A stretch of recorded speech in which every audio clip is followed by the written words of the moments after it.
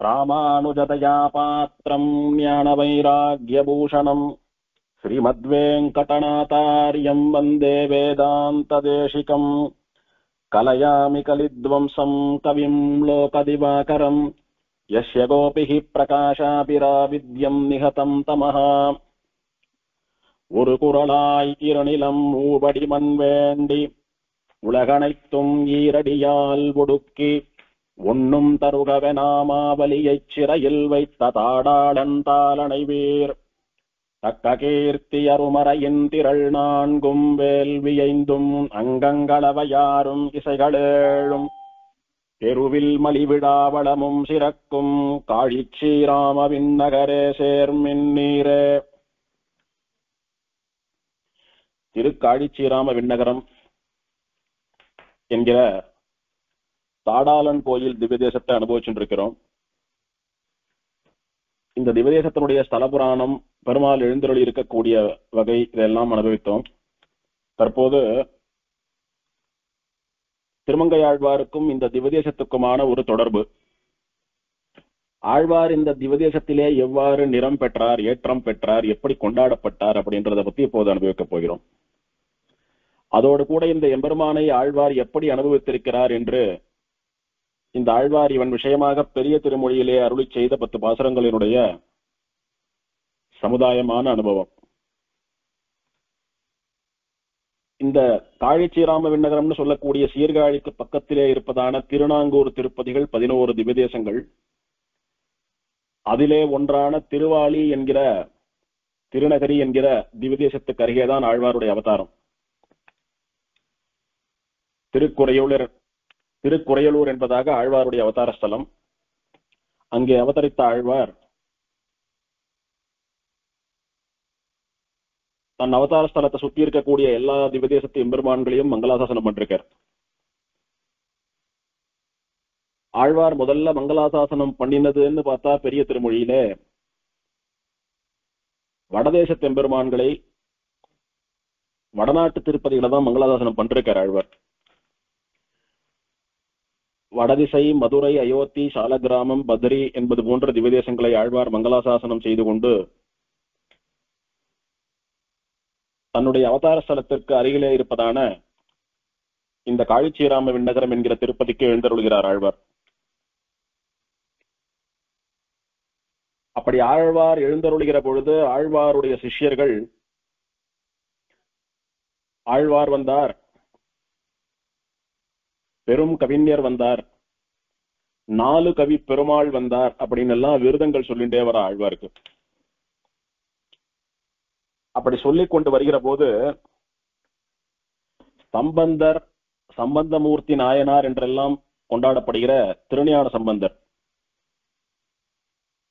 நிறைய சிவஸ்தலங்களின் மீது பாடல்களை எல்லாம் பாடி நாயன்மார்களிலே ஒருவராக திகழக்கூடிய திருஞான சம்பந்தர் அந்த ஊரிலே இருக்கிறார். அவர் பிறந்த ஊரது. திருஞான சம்பந்தர் சீர்காழியிலே பிறந்தார் என்று சொல்வார்கள். அவருடைய சிஷ்யர்கள் பெரும் தமிழ் கடலான எங்களுடைய திருஞான சம்பந்தர் பெருமான் இருக்கக்கூடிய இந்த ஊரிலே வேறு யாரையும் 4 கவி பெருமாள் என்று உயர்ந்த விருதை சொல்லிக் கொண்டு போக அனுமதிக்க மாட்டோம் அப்படின்னு தடுக்கிறார். அந்த மாதிரி 4 கவி பெருமாள்னு எல்லாம் சொல்லிட்டு போக கூடாது எங்க சுவாமி இருக்கிற ஊர்ல. அவரை மாதிரி தமிழ் கவிதைகள் யாருக்கும் வராது. அவராலே பாடல் பெற்ற சிவஸ்தலங்கள் அதிகம். ஆகையினால அவர் இருக்கிற ஊர்ல எல்லாம் ஒருத்தர் சாதாரணமா அவ்வளவு சீக்கிரம் சொல்ல விட்டுட மாட்டோம் அப்படின்னு இவ தடுக்கிறா. இதை ஆச்சரியமா பெரிய திருமொழிக்கு வியாக்கியானம் பண்ணின சுவாமி பெரியவாச்சான் பிள்ளை தன்னுடைய பெரிய திருமொழி வியாக்கியான அவதாரிகையிலே, அதாவது முன்னுரையிலே காட்டி கொடுக்கிறார். அங்க சுவாமி என்ன சொல்றாரு அப்படின்னா, ஸ்ரீ ஷடகோப வாங்மயமான திராமிட வேத சதுஷ்டயத்துக்கு ஷடங்கமாக ஆச்சு, மதுரம், சித்திரம், விஸ்தாரம் என்கிற சதுர்வித கவிகளாலே அருளி செய்து லோகத்துக்கு 4 கவி பெருமாள் என்று பிரசித்தராம்படி உபகரித்தருளியும் முன்பு திருமொழி அருளி செய்து கொண்டு திவ்ய தேசங்கள் தோறும் சேவித்துக் கொண்டு எழுந்தருளா நிற்கச் செய்தே சோழ மண்டலத்திலே எழுந்தருளின வளவிலே 4 கவி பெருமாள் வந்தார், நம் கலியன் வந்தார், ஆளிநாடன் வந்தார், அருள்மாறி வந்தார், கொங்குமழல பொள்ளியர்வேள் வந்தார், மங்கைவேந்தன் வந்தார், பரகாலன் வந்தார், பரவாதி மத கஜ கந்தீரவர் வந்தார் என்று விருதூதி செல்லானிருக்க, அங்கே சம்பந்தன் சிஷ்யர்கள் வந்து ஆழ்வாரை எங்கள் சம்பந்த பெருமாள் இருக்கிறவிடத்திலே நீர் நாலுகவி பெருமாள் வந்தார் என்று விருதூதி செல்ல தகாது என்று தடுக்க அப்படின்னு அருளி செய்கிறார். சுவாமி நம்மாழ்வார் 4 வேதங்களுக்கு சமானமாக 4 பிரபந்தங்களை அருளி செய்தார். ரிக்யஜு சாம அதர்வணன்னு சொல்லக்கூடிய 4 வேதங்களுடைய ஸ்நானத்திலே அந்த 4 வேதங்களுடைய அர்த்தத்தை தமிழ்படுத்தி நமக்கெல்லாம் அனுகிரகிப்பது போல திருவாய்மொழி, பெரிய திருவந்தாதி முதலான 4 பிரபந்தங்களை ஆழ்வார் அருளி செய்தார் நம்மாழ்வார். 4 வேதங்களுக்கு எப்படியானா 6 அங்கங்கள், ஜோதிஷம், கல்பம், வியாக்கரணம், சீக்ஷா, நிருக்தம், சந்தஸ்ன்னு சொல்லக்கூடிய 6 அங்கங்கள் வேத அங்கங்கள் சொல்றோமோ, அந்த வேத அங்கங்களை நன்னா கத்துண்டாதான் வேதத்தினுடைய அர்த்தத்தை நன்னா பதிய வச்சுக்க முடியும்னு சொல்றான். திருமாலையிலே தொண்டரடிப்புடி ஆழ்வாரும் கூட சாதிக்கிற போது, அமரவோர் அங்கமாறும் வேதம் போர் 4 போதி தமர்களில் தலைவராய சாதி அந்தணர்களேலும் அப்படின்னு சாதிக்கிறார். ஒரு பிராமணன் ஒரு மகா பண்டிதனா ஒரு மகா வித்வானா வரணும் அப்படின்னா அவன் பிராமணன் என்பதற்கேற்ப வேதங்களை அத்தியனம் பண்ண வேணும். அந்த வேதத்தினுடைய அர்த்தத்தை தெளிவாக புரிந்து கொள்ள வேண்டுமானால் வேத அங்கங்கள்னு சொல்லக்கூடிய அந்த 4 வேதங்களை கற்பதற்கு துணையாக இருக்கக்கூடிய துணை நூல்களான இந்த 6 புஸ்தகங்களையும் கூட கத்துக்க வேணும். அப்படி கத்துண்டவா அந்த அந்தணர்களிலே சிறந்தவர்களாக சுவாமிகளாக திகழ்கிறார்கள் அப்படின்னு அங்க ஆழ்வார் கொண்டாடுறார். அந்த சம்ஸ்கிருதத்துல இருக்கக்கூடியதான 4 வேதங்களை நம்மாழ்வார் வேதம் தமிழ் செய்த மாறன் என்கிறபடி தமிழிலே அருளி செய்தார். அது வேதம் முதல் நூல். அது புரிந்து கொள்ள வேணும் அப்படின்னா அதுக்கு வியாக்கியானம் போல இருக்கிற அல்லது அதனுடைய அர்த்தத்தை தெளிவாக புரிந்து கொள்வதற்கு பயன் தரக்கூடியதான துணை நிற்கக்கூடியதான துணை நூல்கள் அப்படின்னு சொல்றது வேதத்தை அறிவதற்கு உதவக்கூடிய வேத அங்கங்கள் 6 போல இந்த கலியன்னு சொல்லக்கூடிய திருமங்கையாழ்வாராலே அருளி செய்யப்பட்ட பெரிய திருமொழி முதலான 6 நூல்கள். ஆக அதனாலும் வேதம் 4, இது 6ம் வேத அங்கங்கள் 6. இந்த வேத அங்கங்களை ஆழ்வார் எப்படி அருளி செய்தார் அப்படின்னா, இதிலே சொல்லப்பட்டிருக்கிற விஷயங்கள் வேதத்துக்கு அங்கங்கள் போல, அந்த ஆங்கிள் இவை வேதாங்கங்கள் 6. இதிலே அருளி செய்யப்பட்டிருக்கிற கவிதைகள், பாசுரங்கள் இருக்கின்றனவே, அந்த பாசுரத்தினுடைய இலக்கிய விதத்தை பார்த்தால் மதுர கவி, சித்திரகவி, ஆசுகவி, விஸ்தார கவின்னு சொல்லக்கூடிய 4 விதமான கவிதைகளையும் ஆழ்வார் தன்னுடைய பாடலிலே எழுதியிருக்கிறார் அப்படின்றது தமிழ் இலக்கணம் தெரிந்தவர்களுடைய தீர்மானம். இப்படி நம்மாழ்வார் அருளி செய்த பிரபந்தங்களை விளக்குகிற வகையிலே அதற்கு துணை நூல்களாக 6 பிரபந்தங்களை அருளி செய்த திருமங்கையாழ்வார் ஆசுகவி, மதுரகவி, சித்திரகவி, விஸ்தார கவி என்பதாக 4 விதமான கவிதைகளையும் கூட தன்னுடைய பிரபந்தத்திலே கையாண்டிருக்கிறார். அதனால் அவர் பெரிய தமிழ் ஆளுமை மிக்கவர் அப்படின்னு தமிழ் புலவர் உலகமே கொண்டாடுறது ஆழ்வாரை. இப்படி 4 கவிகளிலும் சிறந்த சுவாமியாக அவர் திகழ்கிறபடியினாலே 4 கவி பெருமாள் அப்படின்னு அவருக்கு ஒரு பிருதம், ஒரு பட்டம். அது அப்படியே சம்ஸ்கிருதத்துல சொல்றச்ச சதுஷ்கவி சிகாமணி அப்படின்னு சொல்றார். 4 கவி, சதுஷ்கவி. சிகாமணி என்பது கவிஞர்கள் தங்களுடைய தலையிலே சூடி கொள்ளும்படியான ஏற்றத்தை உடைய கவிஞர். மற்ற கவிஞர்கள்லாம் இவருடைய கவிதைகளை படிச்சுட்டோ இப்படி ஒருத்தராலேயே 4 விதமான கவிகளையும் கூட எழுத முடியுமான்னு இவர் அப்படியே தலைமையில வச்சு கொண்டாடுறலாம். அப்பேற்பட்ட ஆச்சரியமான தமிழ் ஆளுமை மிக்க ஆழ்வார் திருமங்கை ஆழ்வார். அப்படி 4 கவி பெருமாள் வந்தார் அப்படின்னு சொல்லிட்டு திருமங்கை ஆழ்வாருடைய சிஷ்யர்கள் சீர்காழியிலே இவருக்கு விருதம் சொல்லிட்டு வரா, கட்டியம் சொல்லிட்டு வரா. அது மட்டுமல்லாமல் பெரிய திருமொழி என்ற பிரபந்தத்தை அருளி செய்து அந்த பிரபந்தத்திலே ஒரு பதிகத்திலும் ஒரு திவதேசத்தை எம்பெருமான்களை மங்களாசாசனம் பண்ணிக்கொண்டு பல திவதேசங்களுக்கு போய் பல திவதேச எம்பெருமான்களை சேவித்துக் கொண்டு அனுபவித்துக் கொண்டு அவர்கள் விஷயமாக பாசுரங்களை பாடி அந்த ஊரையெல்லாம் திவதேசமாக மாற்றிக்கொண்டு இப்படி ஆழ்வார் வந்து கொண்டிருக்கிறார். அப்படி ஆழ்வார் வட திவதேசங்களை எல்லாம் மங்களாசாசனம் செய்து முடித்துவிட்டு சோழ நாட்டுக்கு வருகிறார். சோழ நாட்டிலே இந்த சீர்காழிக்கு அருகே இருக்கக்கூடியதான ஒரு ஊருக்கு வரார் ஆழ்வார். அங்கே சம்பந்தமூர்த்தி நாயனார் என்று சொல்லக்கூடிய சைவ புலவர், சைவ பெரியவருடைய சிஷ்யர்கள் அதிகம். அங்கே சைவ கஷேத்திரங்கள் அதிகமானபடியினாலே அவர்கள் எல்லாம் நிறைய இருந்தா அந்த காலத்துல. அப்போ இவா ஆழ்வார நாலுகவி பெருமாள் வந்தார். 4 விதமான கவிதைகளையும் தன்னுடைய பாடல்களிலே சொல்லக்கூடிய வல்லவரான புலவரான ஆழ்வார் வந்தார். நம் கலியன் வந்தார்.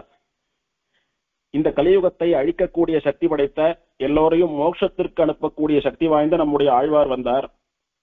ஆளி நாடன் வந்தார். ஆழ்வார் அவதரித்த ஊருக்கு திரு ஆளின்னு பெயரோ இல்லையோ, அந்த நாட்டுக்கு ஆளி நாடுன்னு பெயர். அந்த ஆளி நாடன் அப்படின்னா அந்த ஆளி நாட்டை சேர்ந்தவர் அல்லது அந்த ஆளி நாட்டை அரசராக இருந்து ஆண்டவர் அப்படின்னு அர்த்தம். அவர் வந்தார்.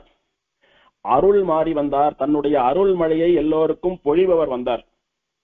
ஆழ்வார் ஒரு திவதேசமா போனவர் பெருமாள் அனுபவிச்சுட்டோம். அந்த அனுபவத்தை அவர் மாத்திரமே தியானம் பண்ணிட்டு பேசாம இருந்துட்டாரானா ஆழ்வாரால யாருக்கும் எந்த பிரயோஜனமும் இல்லை. அப்படி இல்லாமல் ஆழ்வார் தன்னுடைய அனுபவத்தை திவ்ய பிரபந்த பாசுரங்களாக வெளியிட்டார்.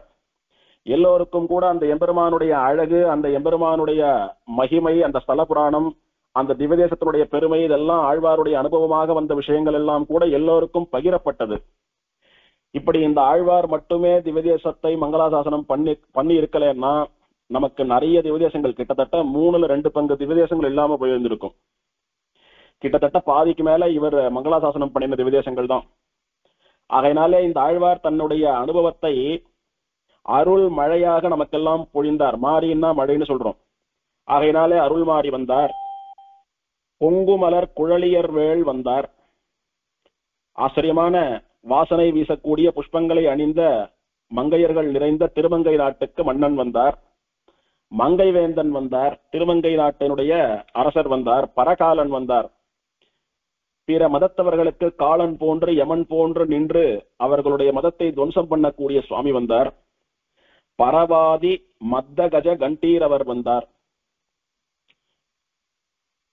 மத்த மதத்தை சேர்ந்த வித்வான்கள் எல்லாம் தங்களுடைய மதம்தான் சிறந்ததுன்னு ஆழ்வாரிடத்திலே வாதம் பண்ணுவதற்கு வந்தால் அவள மதங்கொண்ட யானையை போல நின்று பிளிரி அவளுடைய கர்வத்தை அடக்கி அவளுடைய மதம் ஒன்றுமே இல்லை என்று ஸ்தாபித்து நம்முடைய மதத்தை ஸ்தாபிக்கக்கூடிய ஆச்சாரியோத்தமரான ஆழ்வார் வந்தார். இப்படி பல அர்த்தங்களை சொல்லிக்கொண்டு இப்பேற்பட்ட பெருமை வாய்ந்த ஆழ்வார் வந்தார்னு ஆழ்வாருக்கு கட்டியம் சொல்லிட்டு வரா. அந்த காலத்திலே பெரிய ராஜாக்கள், பெரிய வித்வான்கள், புலவர்கள் இவாள்லாம் வரைச்ச இந்த மாதிரி கட்டியம் சொல்லிட்டு வர்றதுன்றது வழக்கம். அந்த மாதிரி சொல்லிட்டு வரச்ச அந்த காலத்திலே அது பெயர் பெற்ற சைவ ஸ்தலமா இருக்கிறபடினாலே அங்க சம்பந்தரும் பிறந்து வாழ்ந்து கொண்டிருக்கிறபடினாலே அவருடைய சிஷ்யாலாம் சேர்ந்துட்டு ஆழ்வாரையும் ஆழ்வாருடைய சிஷ்யர்களையும் சுற்றி வளைத்து எங்க சம்பந்த பெருமாள மாதிரி தமிழ்ல கவி பாடுறதுக்கு இன்னொருத்தர் பிறந்து வரணும், அதற்கு அவர் அருளி செய்த பாடல்களே சாட்சி. அப்படி இருக்கிற பட்சத்துல நீங்க இவர் இருக்கிற ஊர்ல இன்னொருத்தர் யாருன்னே தெரியாதவரை அவர் நாலுகவி பெருமாள் வந்தார் அப்படின்னு சொல்லிட்டு வர்றது தகாது. ஆகையினால இதோட அதை விட்டுருங்கோ, இனிமேல் சொல்லக்கூடாதுன்னு ஆட்சேபிச்சாவா. அப்போ ஆழ்வாருடைய சிஷ்யர்கள் இல்ல, எங்க சுவாமிக்கு நாங்க சொல்லக்கூடிய விருதங்கள் எல்லாம் எங்க சுவாமின்னு அபிமானத்தினாலே சொல்லக்கூடியதல்ல, வெறும் புகழ்ச்சிக்கு சொல்லக்கூடியதல்ல, அது அவருக்கு அத்தனையும் தகும் அப்படின்னார். அதனால நாங்க அதை நிறுத்த மாட்டோம், சொல்லதான் சொல்லுவோம் அப்படின்னு ஆழ்வாருடைய சிஷ்யர்கள் சொன்னான். அப்போ அப்படின்னா உங்க ஆழ்வார் எங்க சம்பந்த பெருமாளோட வாதம் பண்ணட்டும், வாதம் பண்ணி சம்பந்த பெருமாளை ஜெயிக்கட்டும், சம்பந்தர் வாயாலே ஆழ்வாருக்கு இந்த விருதங்கள் எல்லாம் தகும்னு சொல்லட்டும், அப்புறம் சம்பந்தர் இருக்கக்கூடிய இந்த ஊர்ல ஆழ்வாருக்கு ஆச்சரியமா இந்த மாதிரி விருதங்கள் எல்லாம் சொல்லிட்டு போங்கோ அப்படின்னு சொல்றா சம்பந்தருடைய சிஷ்யர்கள். இதை கேட்டுட்டு ஆழ்வார் என்ன சொல்றார்? ஆழ்வாரும் உங்கள் சம்பந்த பெருமாளுடனே தர்க்கிக்க கடவோம் என்று அருளி செய்ய, ஆகில் நம்மூரே வாரும் என்று அழைத்துக் கொண்டு போய் இவ்விசேஷத்தை சம்பந்தனுக்கு அறிவிக்க அவனும் இவருடனே தர்க்கிக்க கடவோம் என்று வர, ஊரடைய சைவராய் ஊரில் ஒரு திருமுற்றமின்றியே ஸ்ரீ வைஷ்ணவர்களும் இன்றியே வீர பாஷண்ட பூயிஷ்டமாயிருக்க கண்டு இவ்வாழ்வாருக்கு பகவத் விக்கிரகம் இன்றியே வாக்கு கிளம்பாதிருக்க. ஆழ்வார் என்ன சொல்றார்? அப்படி உங்க சம்பந்த பெருமாளோட நான் வாதம் பண்ணிதான் ஜெயிக்கணும், ஜெயித்துதான் இந்த விருதங்களை எல்லாம் ஸ்தாபித்துக் கொள்ள வேணும் அப்படின்னா அதுக்கும் நான் தயார். உங்க சம்பந்த பெருமாள் எங்க இருக்கிறாரோ அங்க அழிச்சுட்டு போங்க, நான் வரேன். அவர் என்ன கேள்வி கேட்கிறாரோ கேட்கட்டும், நானும் அவர் கேள்வி கேட்கிறேன், எங்களுக்குள்ள வாதம் வரட்டும். நீங்கள் சொன்னது போல அவர் என்னை இந்த விருதங்களுக்கு தகுதியானவர் அப்படின்னு ஒத்துண்டாரானா என்னுடைய சிஷ்யர்கள் இந்த விருதத்தை சொல்லட்டும், இல்லைன்னா அவ சொல்ல மாட்டா, என்ன அழிச்சுட்டு போங்க அப்படின்ற. அவ சம்பந்தர் இருக்கக்கூடியதான இந்த சீர்காழி நகரத்துக்கு அழிச்சுட்டு வரா. ஆழ்வார் போய் அந்த நகரத்தை பார்க்கிறார். பார்த்தா எப்படி இருக்குன்னா ஊரடைய சைவராய், ஊர் முழுக்க வெறும் சைவாலாவே இருந்துட்டு இருக்கா. எல்லோரும் சிவபக்தர்களாக, நெற்றியில திரிபுன்றம்னு சொல்லக்கூடிய விபூதியை அணிந்தவர்களாக மொத்த பேரும் ஊரடைய ஊர் முழுக்க சைவாலாவே இருந்துட்டு இருக்கா. ஒரே ஒரு திருமுற்றம் இல்லை, ஒரே ஒரு ஸ்ரீ வைஷ்ணவன் இல்லை, ஒரு ஸ்ரீ வைஷ்ணவ திருமாளிகை இல்ல, ஸ்ரீ வைஷ்ணவர்களும் இன்றைய ஒரு ஸ்ரீ வைஷ்ணவா கூட இல்ல, கண்ணில் படமாட்டேன்றா. அப்படி அவளுடைய மதத்தை சேர்ந்தவர்களே நிறைய பேர் இருக்கிறத பார்த்துட்டு ஆழ்வாருக்கு ஒரு ரமணீயமான ஒரு சூழ்நிலை ஏற்படல.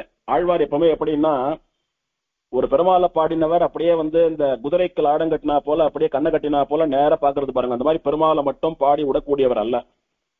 அந்த திவ்ய தேசத்தினுடைய அழகை அனுபவித்து இயற்கை வளத்தை எல்லாம் பாடி அங்க இருக்கக்கூடிய மக்கள், அதாவது ஸ்ரீ வைஷ்ணவர்களாக பாகவதோத்தமர்களாக இருக்கக்கூடிய அந்த எம்பெருமானுக்கு தினந்தோறும் அந்த திவ்ய தேசத்திலே இருந்து கொண்டு கைங்கரியம் பண்ணக்கூடிய அடியவர்களை எல்லாம் வாழ்த்தி போற்றி பாடுவார். அதன் பிறகு பெருமாளை பாடுறதுன்றது ஆழ்வாருடைய வழக்கம். சுத்தி பார்க்கிறார், ஒரு ஸ்ரீ வைஷ்ணவா கூட ஆழ்வார் கண்ணில் படல, ஒரு ஸ்ரீ வைஷ்ணவ திருமாளிகை இல்ல. போனா போறது, பெருமாளான இருக்காரா, பெருமாளும் கண்ணில் படல ஆழ்வாருக்கு. ஒரு பகவத் விக்கிரகமின்றியே வாக்கு கிளம்பாது இருக்க, ஒரு பெருமாள் விக்கிரகமும் இல்ல, கண்ணில் படல, அதனால ஆழ்வாருக்கு வார்த்தை வரல. வாக்கு கிளம்பாது இருக்க அப்படின்னார் பெரியவாச்சான் பிள்ளை. ஆழ்வாருக்கு வார்த்தை வரலையா. ஏன் ஆழ்வாருக்கு பகவத் விக்கிரகம் இல்லைன்னா வாக்கு கிளம்பாது? இதே பெரியவாச்சான் பிள்ளை அவதாரிக்கையில சொல்ற போது, அரசகுமாரனுக்கு சோறூட்டும் போது பிடிக்கு பிடி நெய்யை இட வேணுமா போல இவருக்கு அடிக்க அடி அர்ச்சையை இட வேணுமாய்த்து அப்படின்னு. நாம எல்லாம் சாதம் சாப்பிடுறச்ச முதல்ல நெய்யை குத்திக்கிறோம், பிசின் சாப்பிட்டுடுறோமோ இல்லையோ. குழந்தைக்கு சாதம் ஊட்டுறச்ச கூட ஒரு பருப்பு சாதமோ மோர் சாதமோ இல்ல வெறும் சாதமோ கொடுக்கறச்ச கூட சொல்லி நெய்யை குத்திட்டோமானா நெய்யை குத்தி பிசிஞ்சுட்டு அதான் குழந்தை சாப்பிடுற வரைக்கும் குழந்தைக்கு வாயில ஊட்டுறோம். இடையில எச்சல்ல நெய் சேர்த்துக்க கூடாது பாவம்ன்றதுனால சேர்த்துக்கிறது இல்லை. ஆனா ராஜகுமாரெல்லாம் நல்லா பலமா வளரணும், அவளுடைய சரீரம் நல்லா ஆரோக்கியமா இருக்கணும், அவ நல்லா பாடி பில்டர்ஸா எதிரிகள் எப்பேற்பட்ட எதிரிகள் எப்படி தாக்கினாலும் அந்த உடம்பு தாங்கிக் கொள்ள வேணும், நிறைய யுத்தம் எல்லாம் பண்ணி ஜனங்களை ரட்சிக்க வேணும், அவளுடைய சரீரமானது நல்லா பருத்து இருக்கணும் அப்படின்றதுக்காக ஒரு வாய் சோறு ஊற்றச்சையும் ஒரு உருண்டைக்கும் ஒரு வாய்க்கும் ஒரு கவளத்துக்கும் ஒரு ஸ்பூன் நெய் குத்துவாளாம்.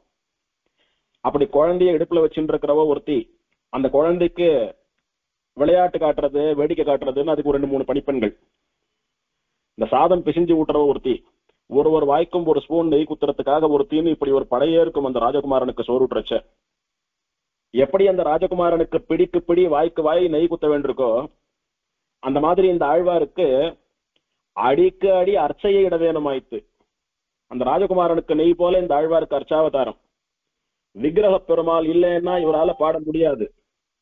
அர்ச்சாவதாரமாக சேவை சாதிக்கக்கூடிய எம்பெருமானை பார்த்தாதான் ஆழ்வாருக்கு வாக்கு கிளம்பும், பேச்சு வரும், பாடுவர்.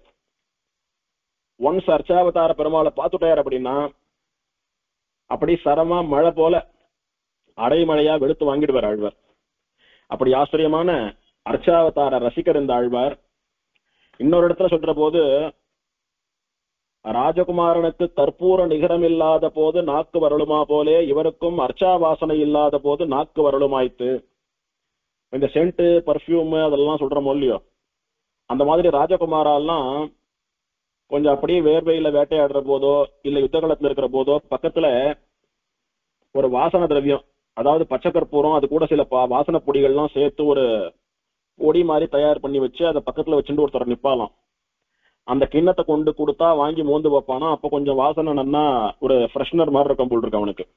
அது இல்லாம இருந்தா ஏதோ நாக்கு வரல்றா போல ஏதோ அன்கம்ஃபர்டபுளா ஃபீல் பண்ணுவாளாம் வாழலாம்.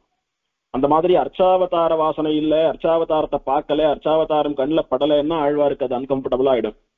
ஆகையினாலே அர்ச்சாவதாரம் தான் ஆழ்வாருடைய உயிர் நாடி உயிர் மூச்சு. இதே பெரியவாச்சான் பிள்ளை எந்தெந்த ஆழ்வார்கள் எந்தெந்த அவதாரத்திலே மண்டி இருந்தார்கள் அப்படின்னு சொல்றச்ச, முதலாழ்வார்கள் திருமிழிசை பிரான் இவாள்லாம் அந்தர்யாமியிலே ஊன்றி இருந்தார்கள். பெரியாழ்வார் ஆண்டாள் இவாள்லாம் கிருஷ்ணாவதாரத்திலே ஊன்றி இருந்தார்கள். குலசேகர பெருமாள் ராமாவதாரத்திலே மண்டி கிடந்தார். கலியனும் சௌனக பகவானும் அர்ச்சாவதாரத்திலே மண்டி இருப்பார்கள் அப்படின்னர். சௌனக பகவான் சொல்லக்கூடியவர் சௌனக மகரிஷி. அவருக்கு அர்ச்சாவதாரம்னா ரொம்ப இஷ்டம்.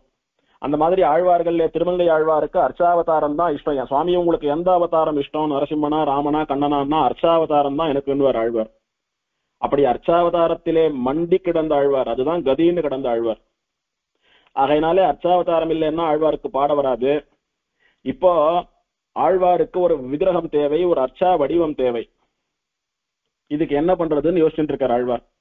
இதுக்கு என் செய்ய கடவோம் என்று சிந்தித்திருக்க செய்து வைஷ்ணவியா இருப்பால் ஒரு அம்மையாரை கண்டு இப்படி இருக்கிறது ஆகையால் திருவாராதனமான எம்பெருமானை எனக்கு ஒரு க்ஷணம் தர வேணும் என்று கேட்டுக்கொள்ள அவளும் ஆழ்வாருக்கு தனக்கு ஆராதனமான வெண்ணெய் உண்ட தாடாளனை எழுந்தருள்வித்துக் கொடுக்க ஆழ்வாரும் அவரையும் கொண்டு சம்பந்தன் இருந்த விடத்தேறச் சென்னிருக்க அவனும் இவரை குறித்து ஒரு குரல் சொல்லும் என்ன அப்படின்னு சாதிக்கிறார். விக்கிரகம் இல்லைன்னா பாட முடியாது. இந்த கலாப காலத்துல கோவில் எங்க போச்சு என்ன ஏதுன்றது தெரியல. இப்ப ஆழ்வார் விக்கிரகம் இல்லாம பாட மாட்டாரே, என்ன பண்றது அப்படின்னா இந்த ஊர்ல அப்படியே வலை போட்டு தேடலாம், எங்கேயான ஒரு ஸ்ரீ வைஷ்ணவா கண்ணில் படாம போயிடுவாளா, அவள் இடத்துல அவளுடைய திருவாராதன பெருமாள் இருந்தாருன்னா அவரை வாங்கிட்டு வரலாம் அப்படின்னு ஒரு யோசனை வாழ்க்கெல்லாம். இந்த விஷயம் அப்படி பரவுறது. பரம வைஷ்ணவரான ஆழ்வாருக்கும் பரம சைவரான சம்பந்தருக்கும் ஒரு வாதம், ஒரு போட்டி. ஆழ்வார் தன்னை நிரூபிக்க வேணுமானா ஒரு அர்ச்சா விக்கிரகம் வேணும். இங்க எல்லாம் ஊருடைய சைவர்களா இருக்கிறபடினாலே பெருமாள் திருமேனி எங்க கிடைக்கும்னு தெரியலன்னு இந்த விஷயம் அப்படி எல்லாரும் பேசிக்கிறா. அப்படி பேசிக்கிற சமயத்துல அந்த ஊர்லயும் ஒரு ஸ்ரீ வைஷ்ணவ பெண்மணி, ஒரு பாட்டி, வயசான பாட்டி, அவ கலாப காலத்திலே காணாம போன பெருமாள் எப்படியோ இவா கிட்ட வந்து சேர்ந்துட்டார். அந்த தவிட்டு தாடாளன், தவிட்டு பானை தாடாளன்னு சொல்லக்கூடிய ஒரு குழந்தை போல இருக்கக்கூடிய சின்ன விக்கிரகம் அர்ச்சாமூர்த்தி பெருமாள். நேற்று பார்த்தோமோ இல்லையோ, வைகுண்ட ஏகாதசி அன்னைக்கு மட்டும்தான் அந்த பெருமாளை சேவிக்க முடியும்னுட்டு மூலவரான திருவிக்கிரம பெருமாள், உலகளந்த பெருமாள் திருவடிவாரத்தில் இருக்கக்கூடியவர், வருஷத்துக்கு ஒரு நாள் தான் அவரை சேவிக்க முடியும்னு சொன்னமோ இல்லையோ, அந்த பெருமாள் விக்கிரகத்தை இந்த பாட்டி பரம்பரையா யாரு எப்படி கொடுத்தான்னு தெரியல, அந்த பாட்டி வச்சுட்டு இருந்தா. அவ தவிட்டு பானையில வச்சு மறைச்சு திருவாராதனம் பண்ணிட்டு இருந்தா. தினம் எடுப்பா, சுருக்க திருவாராதனம் பண்ணிடுவா. உடனே அந்த தவிட்டு பானையில போட்டு தவிட்ட போட்டு மறைச்சு மூடிடுவோம். இப்படியா பார்த்து வச்சுட்டு இருந்தா. அதனால தவிட்டு பானையில வைக்கப்பட்ட தாடாளன், தவிட்டு பானை தாடாளன், தவிட்டு தாடாளன் பெயர் அந்த பெருமாளுக்கு. ஏற்கனவே அந்த பாட்டிக்கு ஆழ்வார் வரப்போறார், அவரிடத்துல என்னை கொண்டு கொடுத்துடு, அவரால் நான் பாடப்பெற வேணும்னு பெருமாள் சொப்னம் வேற காட்டியிருக்கார். இப்படி பெருமாளும் சொப்னம் காட்ட, ஊர் ஜனங்களும் பேசிக்கொள்ள, பெருமாள் நமக்கு சொப்னத்துல சாதித்தது சத்தியம், அந்த வேலை வந்துடுத்தோ, இவர் தான் அந்த ஆழ்வாரோ அப்படின்னுட்டு அந்த பாட்டி தன்னுடைய திருவாராதன பெருமாளான தவிட்டு தாடாளன கையால கொண்டு வந்து ஆழ்வார் கண் முன்னாலே காட்டுறா. ஆஹா, ரொம்ப நாள் தண்ணி தாக எடுத்துட்டு நாக்கு வறண்டு போறது, உயிர் போறதுன்னு இருக்கிறவனுக்கு நன்னா அடாமழை பெஞ்சதுன்னா எப்படி குளித்து குடித்து உற்சாகம் ஆயிடுறானோ, அந்த மாதிரி அர்ச்சாவதாரம் இல்லாமல் திணறி கொண்டிருந்த ஆழ்வாருக்கு இந்த அர்ச்சாவ கிரகத்தை பார்த்த உடனே அத்தனை ஆசை வந்து விடுத்து. உடனே பாட ஆரம்பித்தார் ஆழ்வார். இந்த சம்பந்தர் ஆழ்வார பாடுங்கோ அப்படின்னு சொன்னது என்ன சொல்லி கேட்டார் அப்படின்னா, 4 கவி பெருமாள் வந்தார்னு உண்மை சொல்றா. 4 விதமான கவியிலும் பாடக்கூடிய அளவு நீர் பெரிய புலவரோ, எங்க ஒரு பாட்டு பாடி காட்டும். சரி, 4 கவி பாடுறது இருக்கட்டும் சுவாமி, ஒரு குரல் பாடுங்கோல. குரல் அப்படின்னு சொல்றது 1.25 அடியில இருக்கக்கூடியதான சின்ன கவிதை. குரட்பா, ஆசிரியப்பா, வெண்பான்லாம் சொல்ற மொழி, அதுல இருக்கிறதுலயே ரொம்ப சின்ன பாட்டு எதுன்னா குரல் தான், குரட்பா தான். சுவாமி 4 கவியில பாட்டு பாடுறதெல்லாம் இருக்கட்டும்,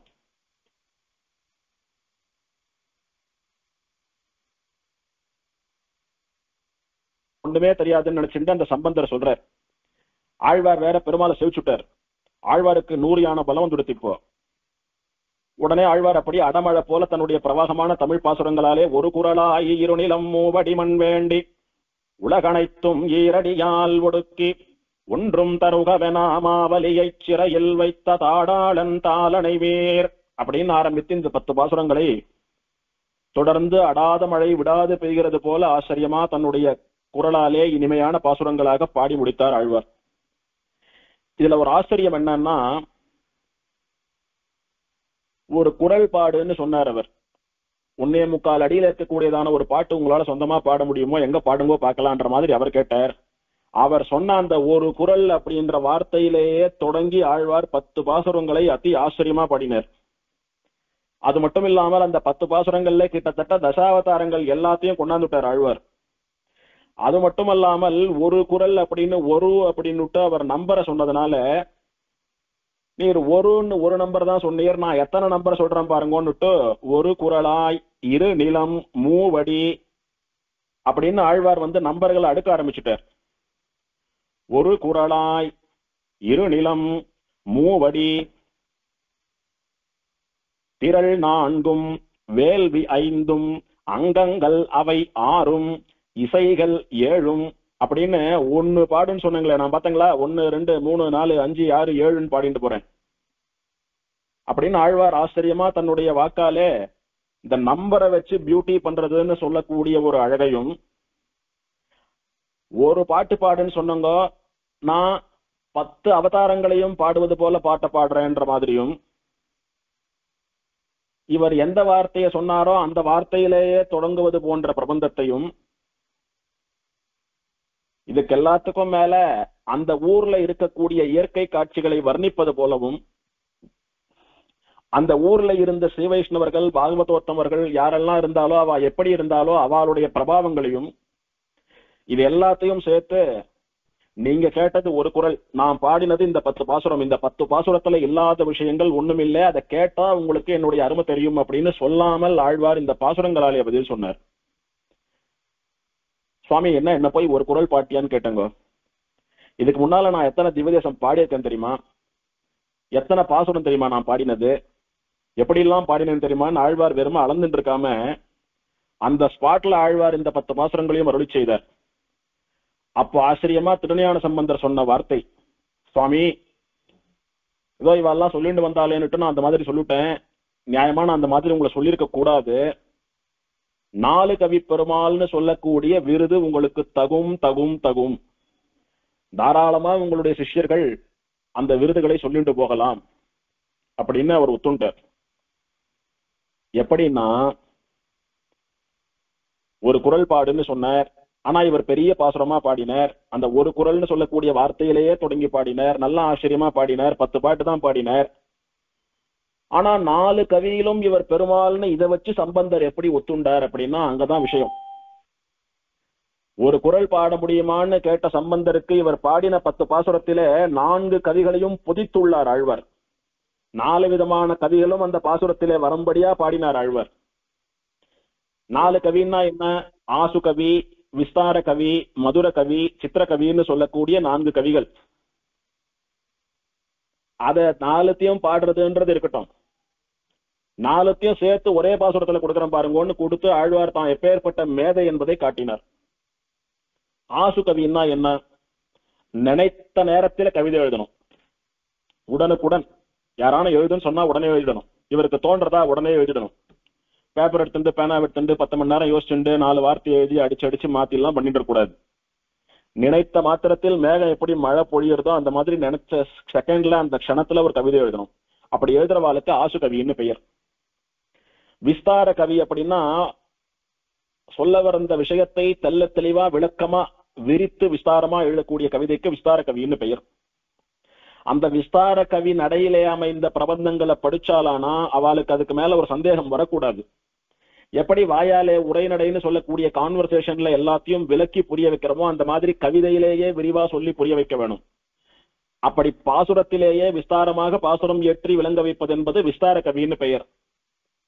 மதுர கவின்னு ஒண்ணு, அப்படின்னா அந்த பாசுரங்களை சொன்னா அது இனிமையா இருக்கணும் கேட்கறதுக்கு. நன்னா அர்த்தங்கள் எழுதியிருக்காரு, நிறைய விஷயங்கள் இருக்கு, விளக்கமா இருக்கு. ஆனா அந்த பாசுரத்தை இசையோடு கூட சேவித்தால் கேட்கறதுக்கு என்னமோ கருணை கொடூரமா இருக்கு சுவாமி, அத்தனை நன்னா இல்லை அது, அந்த டோனே எனக்கு பிடிக்கல, அந்த மெட்டே எனக்கு பிடிக்கல அப்படின்னு சொல்லக்கூடாது யாரும். அந்த பாசுரத்தை சேவிக்கிறா அப்படின்னா சேவிக்கிறவாளுக்கும் மதுரமா இனிமையா இருக்கணும், அந்த பாசுரம் சேவிக்க காதால கேட்கிறவாளுக்கும் இனிமையா இருக்கணும், அது மதுர கவி. இன்னொன்னு சித்திரகவி. சித்திரகவி அப்படின்னா சித்திரம் அப்படின்றது படம்னு சொல்றோமோ இல்லையோ, அந்த மாதிரி ஓவியத்தை போலே புனையப்படக்கூடிய எழுதப்படக்கூடிய கவிதை. ஓவியத்தை போல அப்படின்னா நமக்கெல்லாம் ஞாபகம் வரக்கூடியது திருவள்ளுவர் இருக்கை. ஆழ்வார் அழகா எண்களை வைத்து 1 2 3 நம்பர்ஸை வச்சு ரதபந்தம் போலே ஒரு திருத்தேரினுடைய அமைப்பு போலே திருக்குடந்தை 6வது ஆழ்வான் விஷயமாக அருளி செய்த திருவள்ளுவர் இருக்கை என்கிற பிரபந்தம் நினைவுக்கு வரும். அந்த பிரபந்தத்தை போலவே ஆழ்வார் இந்த 10 பாசுரங்களிலும் கூட 1 2 3 4 5 6 7 எண்களை வைத்து ஒரு சித்திரத்தை ஒரு ஓவியத்தை ஆழ்வார் அழகாக தீட்டி இருக்கிறார். அப்படி சித்திரம் தீட்டியது போல பாடக்கூடிய கவி சித்திரகவி.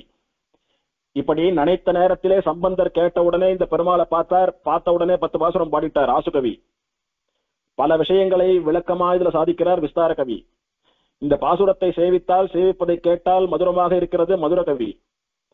1 2 3 நம்பர்களை வைத்து சித்திரம் பண்ணி இருக்கிறார் சித்திரகவி. ஆக ஒரு குரல் பாட தெரியுமான்னு கேட்டவருக்கு 4 கவியும் ஒரு குரலாய் என்கிற வரியிலே ஆரம்பித்து 10 பாசுரங்கள்ல பாடுறோம் பாருங்கன்னு பாடி காட்டி தான் எப்பேற்பட்ட தமிழ் புலவர் என்பதை, தான் எப்பேற்பட்ட தமிழ் கடல் என்பதை, தான் எப்பேற்பட்ட தெய்வ புலவர் என்பதை திருமங்கை ஆழ்வார் நிரூபித்தாருங்க.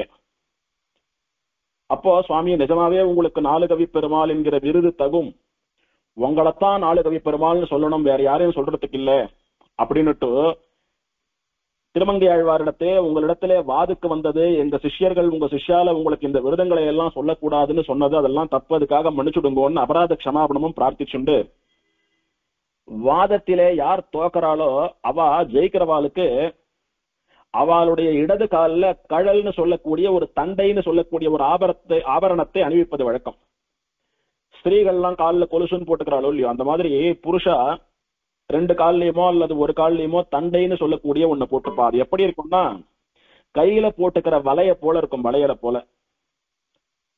இந்த ஸ்திரீகள் அணிந்து கொள்ளக்கூடிய கொலுசிலே அங்கங்க சத்தம் வரணுன்றதுக்காக நிறைய முத்துக்கள்லாம் தொங்கிட்டு இருக்கும். ஆனா புருஷா அணிந்து கொள்ளக்கூடிய கழல் அல்லது தண்டைன்னு சொல்லக்கூடிய ஆபரணத்திலே அப்படியான சத்தம் எல்லாம் வராது. ரவுண்டா அப்படி ஒரு சைக்கிள் டியூப போல இருக்கும். அதுக்குள்ளே பரல்கள்னு சொல்லக்கூடிய முத்துக்கள் உள்பக்கமா இருக்கும், அதனுடைய ஒலி வேறு மாதிரி இருக்கும். நடந்து வரதை வைத்து வரது ஆனா பெண்ணான்னு தெரிந்து கொள்ளலாம். அப்படி வருவது ஆனா பெண்ணா என்று வித்தியாசப்படுத்தி காட்டக்கூடிய ஒலி இது ரெண்டுத்துக்கும், கொலுசுக்கும் தண்டைக்கும். யாரானா வாதத்துல தோத்துடுறாளோ அவ ஜெயிச்சவாளுக்கு அவளுடைய இடது காலில் இந்த தண்டையை இந்த கழலை அணிவிப்பதுன்றது வழக்கம். அந்த மாதிரி திருஞான சம்பந்தர் இவருக்கு ஒரு கழலையும் அணிவித்து, திருஞான சம்பந்தர் எப்போதும் கூட தன்னுடைய கையிலே ஒரு வேலை வைத்துக் கொண்டிருந்தார். அந்த வேலை வைத்து அவர் போகக்கூடிய சிவக்ஷேத்திரங்கள் எல்லாம் அவ பிரதானமா உழவார பணின்னு சொல்லுவா. அதாவது கோவில் சுத்தி வளர்ந்திருக்கிற புல்லு செடி கொடி இதெல்லாம் அகற்றக்கூடிய பணி. அந்த மாதிரி பண்ணி கோவிலை பராமரிக்கிறதுக்குன்னு தனியா ஆள் போட வேண்டாம், பக்தர்களான நாமளே தான் பண்ணணும்ன்றது அவளுடைய கொள்கை. அந்த மாதிரி பண்ணுவதற்காக ஒரு வேலை வைத்துக் கொண்டிருந்தார். அந்த வேலை அப்படியே தோல்ல சாட்சிட்டு தான் எல்லா இடத்துக்கும் போவார் வருவார். அந்த வேலை தன்னுடைய பரிசா தன்னுடைய நினைவு சின்னமா ஆழ்வாரிடத்திலே கொடுத்து விட்டார். அன்று முதல் ஆழ்வார் வேலேந்துபவரானார். அதுக்கு முன்னாலே ஆழ்வார் ராஜாவா இருந்தபடியினாலே வாள் மட்டும்தான் ஏந்தி கொண்டிருந்தார். திருஞான சம்பந்தராலே சமர்ப்பிக்கப்பட்ட வேலை ஏந்தியவுடன் வாள் வேள் ஏந்தும் மங்கையர் கோனாக ஆழ்வார் திகழ்ந்தார். அப்படி திருஞான சம்பந்தர் இவருக்கு 4 கவி பெருமாள் என்கிற விருது தகும் என்று ஒப்புக்கொண்டு இவருடைய இடது திருவடியிலே கடலையும் சாற்றி தன்னுடைய வேலையும் இவருக்கு நினைவு பரிசாக ஒப்படைத்து, இந்த திருமங்கையாழ்வார் என்பவர் பெருமாளிடத்திலே திருமணங்கொள்ளையிலே எப்படி திருமந்திரத்தை உபதேசமா வாங்கினாரோ அதுபோல அதனுடைய அர்த்தத்தை எல்லாம் தன்னுடைய பாசுரங்களின் வாயிலாக இந்த உலகிலே பரப்பினார் என்று இவரை புகழக்கூடிய திருமங்கையாழ்வாரை கொண்டாடக்கூடிய ஒரு தமிழ் பாட்டையும் கூட அருளி செய்தார் திருஞான சம்பந்தர். அப்படி வேற்று மதத்தவராலே கொண்டாடப்பட்ட போற்றப்பட்ட வணங்கப்பட்ட ஆழ்வாராக இந்த திருமங்கையாழ்வார் திகழ்கிறார். அதெல்லாம் நடந்தது இந்த ஊர்லன்றது இந்த ஊருக்கு இன்னொரு சிறப்பு, இன்னொரு ஏற்றம், இன்னொரு பெருமை. சரி, இப்படியா அந்த அம்மா கொண்டாந்து விக்கிரகத்தை கொடுத்துட்டா. ஆழ்வாருக்கு பாசுரம் வந்தது, 10 பாசுரத்தை பாடி ஆயிடுத்து. ஆழ்வாரை எந்த ஆழ்வாரை 4 கவி பெருமாள் அப்படின்ற ஒரு விருதை ஊதிக்கொண்டு செல்லக்கூடாதுன்னு இந்த ஊர்ல இவா தடுத்தாலோ அந்த ஆழ்வாருடைய எல்லா விருதங்களையும் சேர்த்து அவர் வாயிலேயே வரவேற்கிறேன் பாருன்னுட்டு இந்த ஊர் பெருமாள் என்ன பண்ணினா, பொதுவா ஆழ்வார்கள் தங்களை பத்தி சொல்லிக்கிறச்ச கொஞ்சம் தாழ்ச்சியா தான் சொல்லிப்பா. நைச்சியான சந்தானம் அப்படின்னுட்டு தங்களை ரொம்ப மட்டமா தான் சொல்லிப்பா. இதே திருமங்கையாழ்வார் ரங்கநாதனிடத்திலே பாடுகிற போது தன்னை அடிநாயேன் அப்படின்னு சொல்றார். நாயினும் கீழானவன் அப்படின்னு அடிநாயேன்னு சொல்றார் ஆழ்வார்.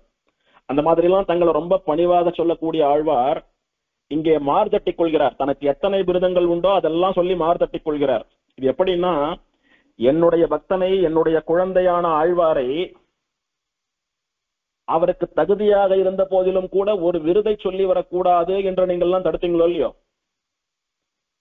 அவர் வாயாலேயே காலத்துக்கும் இந்த உலகம் சொல்லும்படியாக அவருடைய அத்தனை விருதங்களையும் வரவைக்கிறேன் பாருங்கள்னு பெருமாள் ஆழ்வாருக்குள்ளே புகுந்து இவன் அருளி செய்த பாசுரம் அப்படின்னு இதை அனுபவிக்க வேணும். அப்படி இந்த ஆழ்வாருக்கு இருக்கக்கூடிய ஒரு பெருமையை அவர்களாலே சகித்துக் கொள்ள முடியவில்லையே, ஆனால் இந்த ஆழ்வாருக்கு இருந்த எல்லா பெருமைகளும் தோன்றும்படியாக விளங்கும்படியாக ஆளிநாடன் அருள்மாறி அரட்டமுக்கி அடையார் சீயம் குங்குமலர் குழலியர்வேல் மங்கைவேந்தன் கொற்றவேல் பரகாலன் களியன் சொன்ன அப்படின்னுட்டு எல்லா விருதங்களையும் இந்த ஆழ்வார் வாயாலேயே இந்த பிரபந்தத்திலே பெருமாள் வரவழைத்தான். இதெல்லாம் கேட்டுட்டோ சம்பந்தரோ அங்க இருக்கக்கூடிய வேறு புலவர்களோ வாய் திறந்து ஒரு வார்த்தை சொல்ல முடியாம இந்த பாசுரத்துக்கு சமானமாகவோ அல்லது இதுக்கு மேலாகவோ வாதம் பண்ண முடியாம தோத்து போய் தலைவணங்கி நின்னான் அப்படின்றது பெரியவாச்சான் பிள்ளையினுடைய வியாக்கியான அவதாரிக்கையிலிருந்து நாம் தெரிந்து கொள்ளக்கூடிய விஷயம். சம்பந்தர் கடைசியில என்ன சொன்னார்? 4 கவி பெருமாள் என்னும் விருது உமக்கே செல்லும், விருதூதி கொண்டு செல்லீர், இந்த விருதங்களை சொல்லிட்டு போங்க, சொல்லிட்டு தான் போகணும் என்று கும்பிட்டு போனான், ஆழ்வாரை சேவிச்சுட்டு போனார் அப்படின்னு எழுதியிருக்கார் பெரியவாச்சான் பிள்ளை. இப்போது ஆழ்வாருடைய ஆச்சரியமான பாசுரத்தை பார்ப்போம். ஆழ்வார் பொதுவா என்ன பண்றாரு அப்படின்னா, இந்த 10 பாசுரங்கள்ல முதல் பாதியிலே பகவான் ஸ்ரீமன் நாராயணன் தன்னுடைய தசாவதாரங்களில் செய்த லீலைகளை எல்லாம் குறிப்பிடுறார். திருவிக்ரமாவதாரத்துல என்ன பண்ணா, நிருசிம்மாவதாரத்துல என்ன பண்ணா, ராமாவதாரத்துல என்ன பண்ணா அப்படின்றதெல்லாம் தசாவதார வைபவங்களை எல்லாம் முதல் பாதியாலே குறிப்பிட்டு இந்த காழிச்சீராம நகரம்னு சொல்லக்கூடிய திவ்யதேசத்தினுடைய இயற்கை வளத்தையும் அங்கே இருந்த பாகவதோத்தமர்களினுடைய பெருமையையும் எல்லாம் ஆழ்வார் காட்டிக் கொடுத்து ஆச்சரியமாக இந்த 10 பாசுரத்தை அருளி செய்கிறார். இதுலதான் அவள்லாம் மயங்கினான். இதுலதான் தான் யாருன்றத ஆழ்வார் அவருக்கு நிரூபித்தார்.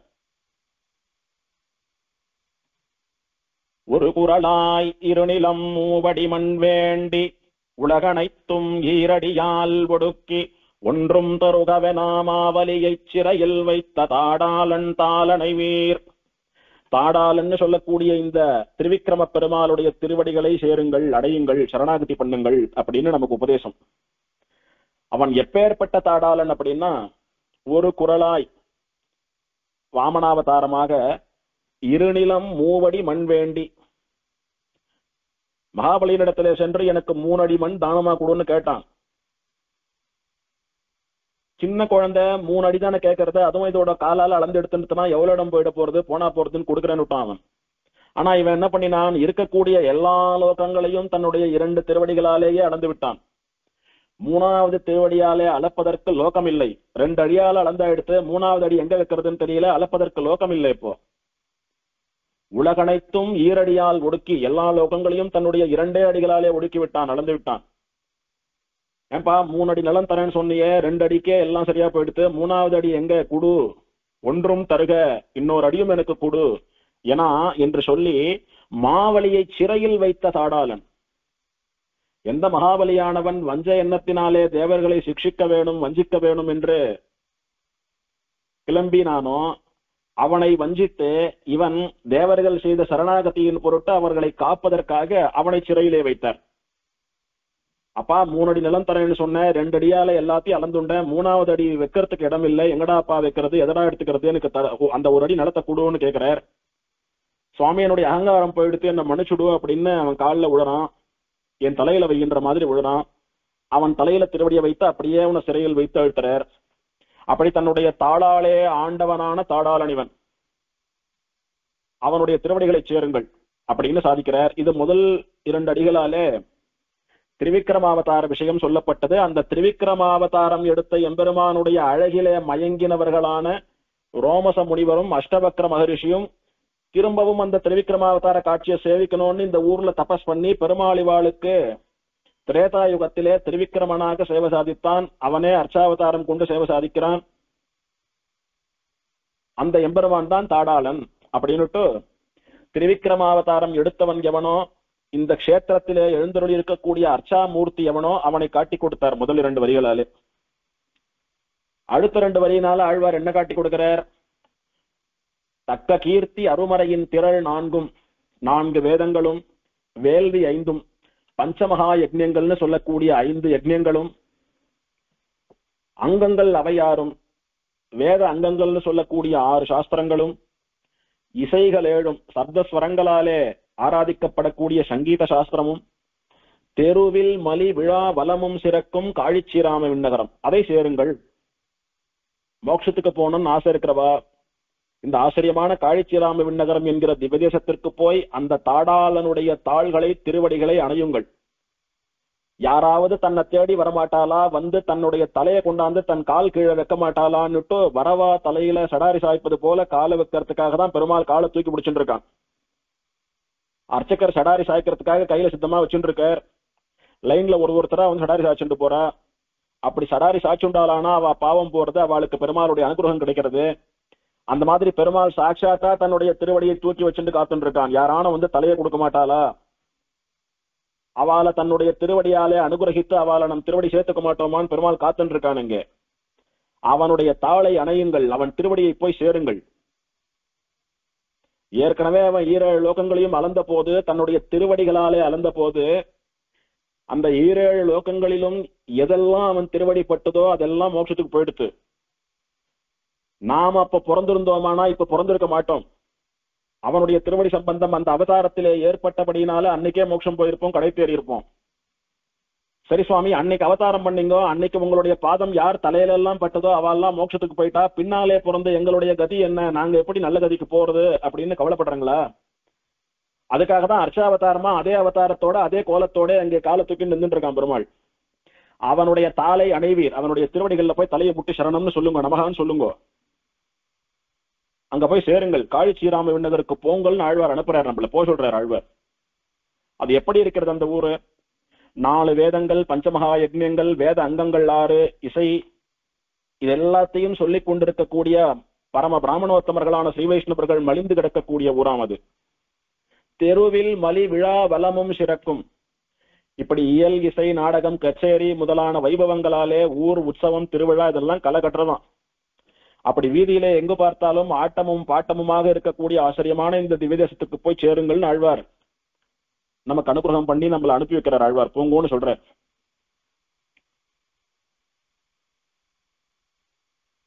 இருநிலம், இருநிலம் அப்படின்னா நித்திய விபூதி, லீலா விபூத்தின்னு சொல்லக்கூடிய 2 விபூதியிலையும் இப்படி ஒரு குரலை கண்டதில்லை. ஒரு குரல்னு சொன்னாரோ இல்லையோ, ஒரு குரல் அப்படின்னா தனி ஒருவன் என்பதை போல ஒப்பாரும் மிக்காரும் இளையாய குரல். குரல் அப்படின்னா குள்ளம்னு அர்த்தம். இந்த குரல் உருவாக குள்ள வடிவாக தோன்றிய வாமனனுக்கு நிகரான ஒருத்தர் எங்கேயும் கிடையாது. எப்பேற்பட்ட குள்ளனிவன் அப்படின்னா, இவன் இறந்தது, இவன் யாச்சகமா கேட்டது 3 அடி மண், 3 அடி மண்ணு கொடுன்னு கேட்டான். ஆனா இவன் என்ன நினைச்சுட்டு கேட்டான் தெரியுமோ? 3 அடி என்று இவன் கேட்டானே, என்ன மனசுல நினைச்சுட்டு கேட்டான்னா, 2 நிலத்தை மனதுல நினைத்து கொண்டு கேட்டான். 7 லோகங்களையும் மனசுல நினைச்சுட்டு இருக்கானோ. இவன் அஜ்ஞானியானபடினாலே மகாபலி என்ன நினைச்சுட்டான், தன்னுடைய காலால 3 அடி எடுத்து அளந்துகிறேன்னு சொல்றது இந்த குழந்தை, மிஞ்சி போனா என்ன வர போறது, 1 அடி வருமோ 2 அடி வருமோ எடுத்துட்டு போட்டோம்னு நினைச்சுட்டான் இவன். ஆனா இவன் பகவானானபடினாலே நான் 3 அடின்னு சொன்னது என்னுடைய திருவடி எவ்வளவு பெருசுன்னு உனக்கு தெரியாது, அதனுடைய மகிமை தெரியாது அப்படின்னு இவன் மனசுல நினைச்சிட்டு இருந்தது எல்லா லோகங்களையும் எடுத்துக்கொள்ள வேண்டும் என்பதாக. 3 அடின்னு கேட்டான், ஆனா 2 அடியாலேயே எல்லாம் அளந்துட்டான் பார்த்தங்களா. அப்படி ஆச்சரியமான திருவடிகளை உடையவன் இவன். இப்படி இந்த எம்பெருமானுடைய லீலைகள், இந்த எம்பெருமானுடைய வைபவங்கள் அதிகம். அவன் இப்போது எழுந்தருளி இருக்கக்கூடிய இடம் காழிச்சீராம விண்ணகர்னு சொல்லக்கூடிய திவதேசம் இது. அங்கே 4 வேதங்களை ஓதக்கூடிய அந்தணர்கள் நிறைய வாழறா. 5 வகை வேள்வி, பஞ்சமகா யஜ்ஞங்கள்னு சொல்லக்கூடிய பரமைகாந்திகள் அனுஷ்டிக்க வேண்டியதான 5 யாகங்களை இவர்கள் செய்கிறார்கள். அது என்ன அப்படின்னா, பிரம்ம யஜ்ஞம்னு சொல்லக்கூடிய தினம் கொஞ்சம் வேத பாகத்தை சொல்றதுன்னு சொல்லக்கூடிய ஒரு அனுஷ்டானம். அதற்கு பிரம்ம யஜ்ஞம்னு பெயர். பிரம்மம் அப்படின்னு வேதத்திற்கு பெயர். அவாளுக்கு என்ன வேதம்? இப்ப உதாரணமா பெரும்பாலான ஸ்ரீ வைஷ்ணவாளுக்கு கிருஷ்ணயஜுர்வேதம் தான் சொந்த சாக்க, அவளுடைய ஸ்வசாக்க. அப்படின்னா அந்த கிருஷ்ணயஜுர்வேதத்தை குறிப்பிட்ட நாள்களுக்குள்ளே ஒரு முறை சொல்லி முடிக்கணும். திரும்ப திரும்ப சொல்லிட்டே இருந்தா ஞாபகம் இருக்கும், பெருமாள் சந்தோஷப்படுவான், அவளுக்கு அது ஸ்வரூபம். அதனாலே ஒரு நாளுக்கு ஒரு பாகம், நாளைக்கு இன்னொரு பாகம், நாளன்னைக்கு இன்னொரு பாகம்னு கண்டினியூஸா அந்த வேதத்தை தினம் சொல்லிட்டு வரணும். அதுக்கு பிரம்ம யஜ்ஞம்னு பெயர். அது முதல் யஜ்ஞம். 2வது தேவ யஜ்ஞம், தேவர்களுக்காக தேவர்களை உத்தேசித்து பண்ணக்கூடிய யஜ்ஞம், வைஸ்வதேவம்னு சொல்லக்கூடிய அனுஷ்டானம். அதெல்லாம் பித்ரு யஜ்ஞம்னு சொல்லக்கூடியது, பித்ருக்களுக்கு பண்ண வேண்டிய தர்ப்பணம், சார்தம் முதலானவைகள். பூத யஜ்ஞம்னு சொல்லக்கூடியது பிராணிகளுக்கு அன்னம் கொடுப்பது முதலானவை. மனுஷ யஜ்ஞம்னு சொல்லக்கூடியது அதிதி தேவோபவான்னு சொன்ன மாதிரி யாரானும் ஸ்ரீ வைஷ்ணவா வராலான்னு எதிர்பார்த்துட்டு அதிதிகளுக்கு ஆராதனம் பண்ணுவதாகிற ததி ஆராதனம் முதலானவைகள். மனுஷாளுக்கு சாதம் போட்டு அவளை ஆராதிக்கிறதுன்னுட்டு இந்த அக்னிஹோத்திரம், பித்ருஷார்த்தம், தர்ப்பணம், வைஸ்வதேவம் இதெல்லாம் இந்த பஞ்சமகா யஜ்ஞங்கள்ல சேரும். இது எல்லாத்தையும் முறை தவறாமல் கடைபிடிக்கக்கூடிய பரமகாந்திகள் நிறைய இருக்கா அந்த ஊர்ல. அப்படின்னுட்டு இந்த ஊரினுடைய இயற்கை அழகையும், இந்த ஊர்ல இருக்கக்கூடிய கற்றவர்களினுடைய மேன்மையையும், இந்த ஊரிலே இருந்த பாகவதர்களினுடைய பெருமையையும் ஆழ்வார் கொண்டாடுறார். அவெல்லாம் எப்படி தெரியுமோ, பிரம்மா ருத்ரன் இந்த மாதிரி தேவர்கள்ல உயர்ந்தவாளா இருக்கா பாருங்க, அவளெல்லாம் காட்டிலும் மேம்பட்டவர்கள் இவர்கள். அப்படி ஆச்சரியமான பரமகாந்திகள் வாழக்கூடிய ஊர் இது. அந்த ஊருக்கு போங்க, அந்த எம்பெருமானுடைய திருவடிகளிலே தலையை வையுங்கள், சரணாகதி பண்ணுங்கள் உபதேசம் முதல் பாட்டாலே. இந்த ஒரு பாட்டே போதும் ஆழ்வார் நாலுகவி பெருமாள் என்று காட்டுவதற்கு. இதுலயே 1, 2, 3, 4 நம்பர்ஸ வச்சு அற்புதம் பண்ணி ஆழ்வார் சித்திரகவின்னு காட்டுட்டார். இப்படி அந்த ஊரையும் பெருமாள் பண்ண காரியத்தையும் விரித்து சொன்னதுனால விஸ்தார கவியாவும் ஆழ்வார் ஆயிட்டார். சம்பந்தர் கேட்ட உடனே அந்த பெருமாளை பார்த்த உடனே பாடினதுனால இது ஆசு கவியாவும் ஆயிடுத்து. இதை நன்னா சேவிச்சிங்களானா இல்ல யாரானா சேவிக்க கேட்டீங்களானா காதுக்கு மதுரமா இனிமையா இருக்கும். அதனால மதுர கவியாவும் ஆயிடுத்து. இந்த ஒரு பாசுரமே இது 4 கவின்னு சொல்றதுக்கு தகுதியான பாசுரமா எடுத்து இந்த ஒரு பாட்டே போறோம் ஆழ்வார 4 கவி பெருமாள்னு கொண்டாடுவதற்கு. இருந்தாலும் ஆழ்வார் விஷயம் சொல்லணுமோ இல்லையோ விரிவா, அதுக்காக அப்படி 10 பாட்டு தொடர்றார். இங்க இருக்கக்கூடிய பாகவதாலாம் எப்பேற்பட்டவா தெரியுமோ, பிரம்மா ருத்ரன் இவாளெல்லாம் காட்டிலும் முசந்தவர்கள் அவர்கள். அதற்கு ஒரு உதாரணம் சொல்றேன் பாருங்க. எந்த ரோமசன்னு சொல்லக்கூடிய மகரிஷி இந்த ஊர்ல தபஸ் பண்ணி அவருக்கு சேவை சாதிக்கணும்னு பெருமாள் வந்து இன்னைக்கு அர்ச்சாவதாரமா நின்று இருக்கானோ, அந்த பெருமாளுடைய பக்தரான பாகவதர் தானே இந்த ரோமசர்னு சொல்லக்கூடிய மகரிஷி. அவருடைய பெருமையை சொல்றேன் பாருங்க. அவர் எப்படி பிரம்மாவை காட்டிலும் மேம்பட்டவர்னு சொல்றேன் பாருங்க. நான் முகன் நாள் மிகை தருக்கை இருக்கு வாய்மை நலமிகச்சீர் ரோமசனால் நவிற்றி நக்கன் ஊன் முகமார் தலைவோட்டு ஊன் ஒழித்த எந்தை ஒளிமலர் சேவடி அணைவீர். நான்முகன் நாள் மிகை தருக்கை. பிரம்மாவுக்கு நமக்கு ஆயுஷ் அதிகம்னு மண்டகர்வம் வந்துடுத்துன்னு நேற்று ஸ்தல புராணத்துல பார்த்தோம். அதை அடக்கியவர் யார்? ரோமசர்னு சொல்லக்கூடிய மகரிஷி. எம்பெருமானை குறித்து தபஸ் பண்ணி பிரம்மாவினுடைய கர்ப்பத்தை அடக்க வேண்டும் என்று பிரார்த்தித்து, உன்னுடைய ஒரு ரோமம் முதிர்ந்தால் பிரம்மாவினுடைய ஆயுள்ல 1 வருஷம் கழியும்னு பெருமாள் வரம் கொடுத்தபடினாலே பகவானுடைய பக்தர்களான பாகவதோத்தமர்களின் முன்னாலே பிரம்மா என்ன ருத்ரன் என்ன யாரும் ஒண்ணும் கிடையாது. என்னுடைய ஒரு ரோமமும் உன்னுடைய ஆயுள்ல 1 வருஷமும் சமம். அதனால உன்னுடைய ஆயுளை நினைத்து இருமாப்பு கொள்ளாதே. எப்படி பார்த்தாலும் எல்லார காட்டிலும் பகவானுடைய அடியவர்களான பாகவதா தான் பெரியவா. அப்படின்றதுக்கு ரோமசனுடைய வாழ்க்கை வரலாறு, ரோமசனுக்கும் பிரம்மாவுக்கும் நடந்த ஒரு சம்பாதம், ஒரு நிகழ்ச்சி, அது உதாரணம். அப்பேற்பட்ட வசந்த பாகவதர்கள் இருக்கக்கூடிய ஊர் இது. முதல் பாட்டினாலே வசந்த பாகவதான்னு சொல்லிட்டார். எப்படி வசந்தவா, எவ்வளவு தூரம் வசந்தவான்றத 2வது பாட்டினால சொல்றார். அது மட்டுமல்ல, இந்த எம்பெருமான் எப்பேற்பட்டவன் தெரியுமோ, நக்கன் ஊன்முகமார் தலை ஓட்டு ஊனை ஒழித்த எந்தை. நக்கன் நக்கபிரான் அப்படின்னு சிவனுக்கு பெயர். அவனுடைய ஊன் முகம் ஆற தலைவோடு ஊன் ஒழித்த எந்தை. ஊன் அப்படின்னா ஆகாரம், சாதம். எப்படி சாப்பிட்டு இருந்தான்? தன்னுடைய தகப்பனாரான பிரம்மாவனுடைய தலையை கிள்ளி அவனுடைய கபாலமானது கையிலே ஒட்டிக்கொள்ள, கபாலன்னா வெறும் மண்டவோடு மட்டுமா ஒட்டிக்கும், அந்த மாம்சம் ரத்தம் எல்லாமா சேர்ந்து அப்படி மாம்ச பிண்டமா ஒழுகிண்டு கன்றாவியா ஒட்டிட்டு பாவம். அது அப்படியே அருவருப்பா இருக்கிறது. அதுல சாத்த வாங்கி சாப்பிடணும்னா ஒப்புமோ? வேற வழி இல்ல, சாப்பிட்டுதானே ஆனோம். அப்படி சாப்பிட்டு இருந்தான் பாருங்க. அவனுடைய அந்த கொடுமையான கோராமையான விஷயங்களையே, அவனுடைய கஷ்டங்களை எல்லாம் நீக்கி வைத்த பெருமானிவன். எந்த எம்பெருமான் திருக்கண்டியூர் என்கிற திவ்யதேசத்திலே அவனுடைய சாபத்தை நீக்கி அவனுக்கு விடுதலை கொடுத்து அவனை நல்ல சாதம் சாப்பிட வைத்தானோ, அப்படின்னுட்டு பிரம்மாவினுடைய அகங்காரத்தை தன்னுடைய பக்தனே அடக்குவான் என்கிற பெருமையை காட்டிய பெருமாள். ருத்ரனுடைய சாபத்தை நீக்கி அவனை நல்ல உணவு சாப்பிட செய்த பெருமாள். அப்படின்னு எம்பெருமான் எப்படி பரம்பொருளாக திகழ்கிறான், பெரிய தேவர்கள் சொல்லக்கூடிய பிரம்மருத்ராதிகளுக்கும் எப்படி சுவாமியா இருக்கான், அவளை காட்டிலும் இவனுடைய பக்தர்களே எப்படி வசந்தவா அப்படின்றத இந்த 2வது பாட்டினால தெரிவிக்கிறார். பிரம்மன் ருத்ரன் முதலான பெரிய தேவர்களினுடைய அகங்காரத்தை அடக்குபவன் அப்படின்றது 2வது பாட்டுல சொல்லப்பட்டது.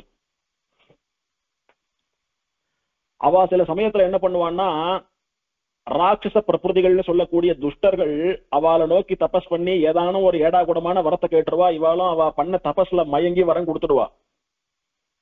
இதனால அவஸ்தப்பட போறது அப்பாவி ஜனங்கள், இந்த லோகம். சில சமயங்கள்ல வரம் கொடுத்த இவாளுக்கே பிரச்சனையா போயிடும். அது ஒருத்தன் வரம் வாங்கினான் சிவனிடத்துல, நான் யார் தலையில கை வைக்கிறோன்னு அவன் எரிஞ்சு சாம்பலா போயிடணும்னு. கண்ணா பின்னாடு நல்லவாளெல்லாம் எரிச்சு சாம்பலாக்கிட்டு வரான். திடீர்னு ஒரு நாள் கைலாயத்துக்கு வந்தான். பார்வதியை பார்த்தான். பார்வதி புடிச்சு போயிடுத்து. பார்வதி தனக்கு வேணும்னு ஆசைப்பட்டான். பக்கத்துல சிவன் இருந்தார். சிவன் அப்படியே இவனை ஒரு மாதிரி கோபமா பார்த்தார். இருந்தாதான முறை பயனுட்டு கடைசியில் அவன் தலையிலே கை வைக்க போனான். அந்த மாதிரி இவா கொடுக்கக்கூடிய வரம் என்பது பிரம்மாவும் ருத்ரனும் எல்லாருக்கும் தலைவலி. சமயத்துல இவாளுக்கே தலைவலியா வந்து முடியும். அப்படி வந்த சமயத்துல எல்லாம் கூட அவாளையும் மக்களையும் யார் காப்பாத்தினான்னா இந்த பெருமாள் தான் காப்பாத்தினான்றதை அடுத்த பாட்டுல தெரிவிக்கிறார். வையணைந்த நுதிக்கோட்டு வராகம் ஒன்றாய் மண்ணெல்லாம் இடந்தெடுத்து மதங்கள் செய்து. வராக அவதாரத்தை என்ன பண்ணினான் பெருமாள்? ஹிரண்யாக்ஷன் பூமியை கொண்டு மறைச்சு வச்சுட்டான். அப்படின்னா என்ன? பூலோகத்து உயிர்களை எல்லாம் ஹிம்சை பண்ணினான்னு அர்த்தம்.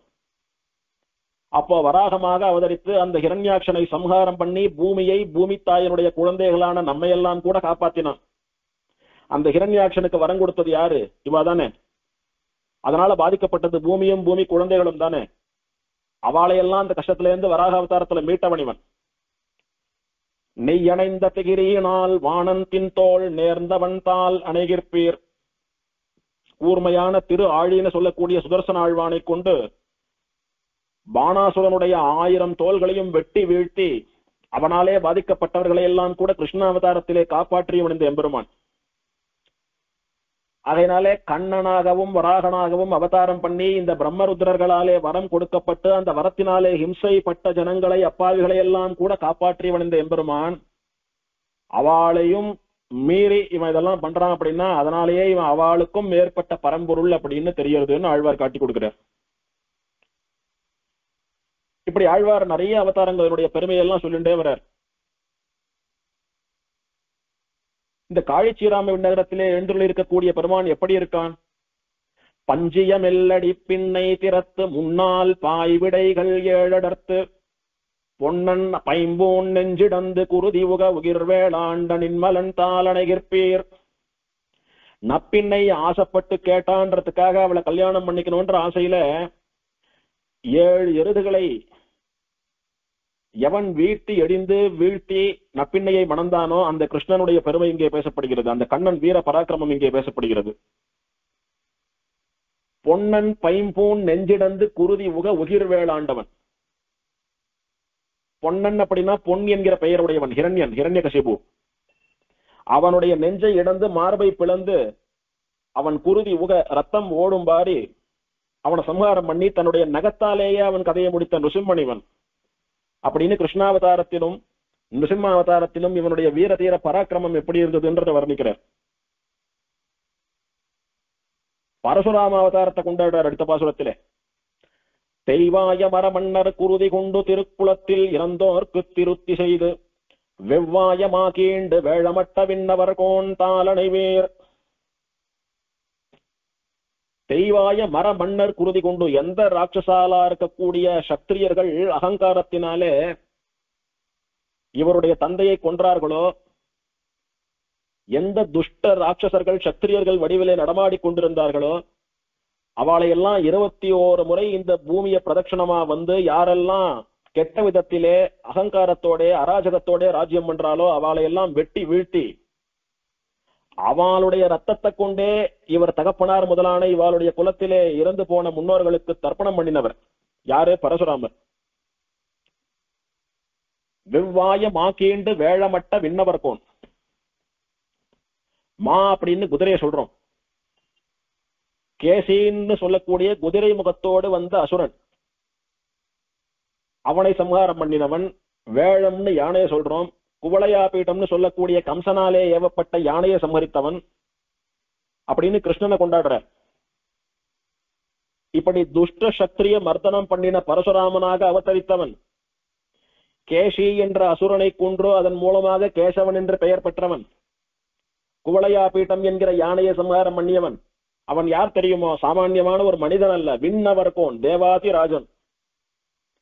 எந்த 30 தேவர்களுக்கும் ஒரே சுவாமியோ, எந்த நித்தியசூரிகளுக்கெல்லாம் சுவாமியோ அந்த தேவாதிராஜன் என்பதாக விண்ணவர் கோன் அப்படின்னு அவனை தெரிவிக்கிறார். அவனுடைய பெருமையை தெரிவிக்கிறார், அவனே பரம்பொருள் என்று. ஸ்ரீராம விண்ணகரம் ஸ்ரீராம விண்ணகரம்னு ஒரு பாட்டிலையும் சொல்றார்.